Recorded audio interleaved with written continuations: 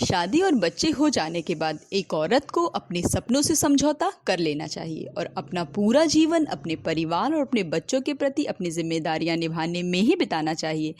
ऐसी सोच रखने वालों को करारा जवाब देने के साथ अन्नू ने उन सभी औरतों का हौसला बढ़ा दिया कि शादी और बच्चे हो जाने के बाद भी आप अपने सपने पूरे कर सकते हो। बस ज़रूरत है आपके अपनों के आपके साथ होने की। सबसे खूबसूरत रिश्ता, दुनिया में सबसे खूबसूरत रिश्ता माँ और बच्चे का होता है। एक औरत के लिए उसका बच्चा क्या होता है, इसको कागज़ पर लिखने की ताकत शायद किसी कलम में नहीं है। 2016 में अन्नू का ये फैसला लेना कि वो यूपीएससी की तैयारी करेंगे, ये बिल्कुल भी आसान नहीं था। ये एक ऐसा सपना उन्होंने देखा उस समय जो सबको अचंभित कर गया। शादी और बच्चे के बाद औरत की पहली जिम्मेदारी उसका परिवार और उसका बच्चा होता है। ऐसी नसीहतें अन्नू को हर जगह से मिलने लगीं।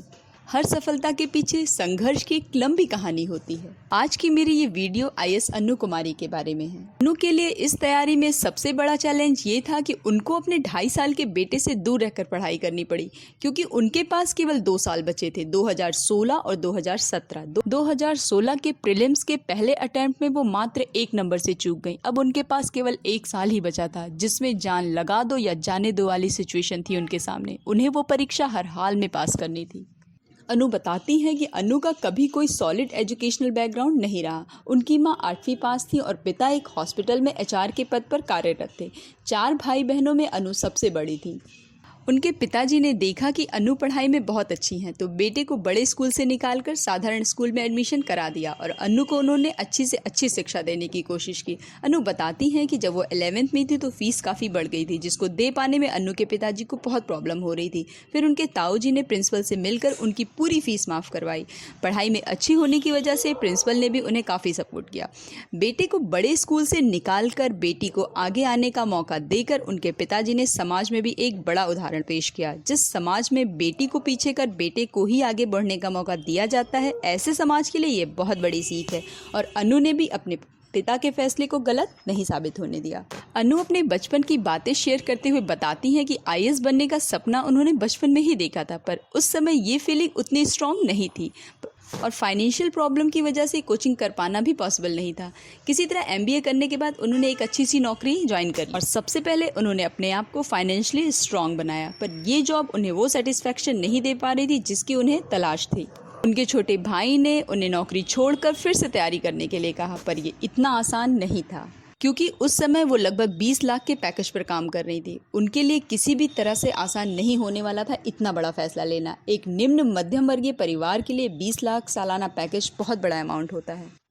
अनु के इन-लॉज ने भी कहा कि यूपीएससी बहुत कठिन परीक्षा है, तुमसे नहीं होगा, तुम्हें करना है तो किसी छोटे मोटे जॉब की तैयारी कर लो।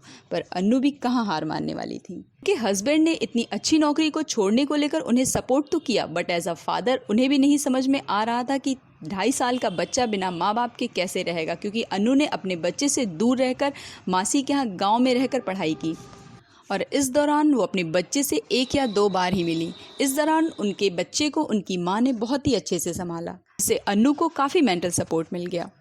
हमारे समाज में औरतें जब अपने लिए इतना बड़ा फैसला लेती हैं तो वो किसी से भी जल्दी हजम नहीं होता है। लोगों ने तरह तरह की बातें की कि कैसी औरत है, अपने बच्चे को छोड़कर चली है 30 मार्का बनने। औरतें कोई भी सपना देख लें तो उसका मजाक बनाने में लोग पीछे नहीं हटते। ये सब अनु को भी काफ़ी फेस करना पड़ा। अनु बताती हैं कि उनसे ज़्यादा उनके 2.5 साल के बेटे ने उनके लिए सेक्रीफाइस किया। बेटे को दूर रख कर पढ़ने के गिल्ट से अनु कभी कभी इतना परेशान हो जाती थी कि उनकी आंखों से आंसू बंद ही नहीं होते थे। फिर खुद ही हिम्मत जुटाती और अपने को समझाती और फिर पढ़ाई में लग जाती। उन्होंने अपनी ममता पर उठाए गए लोगों के सवाल, उनको पीछे खींचने की हर मुमकिन कोशिश करने वाले लोगों के मुंह तब बंद कर दिए जब यूपीएससी एग्ज़ाम में दूसरी रैंक लाकर सबको ये दिखा दिया कि जहाँ चाह वहाँ राह होती ही है। चाहे आपको पढ़ाई छोड़े 13 साल हो गए हों, चाहे आपकी शादी हो गई हो, चाहे आप माँ की भूमिका में ही क्यों ना हो। ईश्वर से हमेशा उन्होंने यही प्रार्थना की कि मेहनत मेरी रहमत तेरी, मेहनत मेरी रहमत तेरी, अर्जी मेरी मर्जी तेरी। और इसी जज्बे के साथ उन्होंने 15-15, 16-16 घंटे पढ़कर वो आज आईएएस अनु कुमारी बन चुकी हैं। एक महिला जब कलेक्टर बनती है तो केवल उसका ही नाम नहीं रोशन होता, बल्कि उस परिवार का, उस मोहल्ले का, उस शहर का, यहाँ तक कि पूरे देश की शान बढ़ जाती है और लाखों करोड़ों महिलाओं के लिए वो प्रेरणा का पुंज बन जाती है। अपने एक इंटरव्यू में अनु ने पूरे देश को ये मैसेज दिया कि आपके घर में कोई भी हो, चाहे वो आपका बेटा हो, आपकी बेटी हो, बहू हो, माँ हो, पत्नी हो, पति हो, कोई भी सपना जो अभी तक वो पूरा नहीं कर पाया है वो अब पूरा करना चाहता है तो उसका खुलकर साथ दें, उसे पीछे खींचने की बजाय उसे आगे बढ़ने का मौका दें। अपनी सफलता का श्रेय अनु अपने परिवार और अपने आसपास के लोगों को देते हुए कहती हैं कि इनका मुझ में ये विश्वास कि मैं एक्सेप्शनल हूँ मेरे आत्मविश्वास को और बढ़ाता गया और इनकी वजह से ही आज मैंने ये मुकाम हासिल किया है।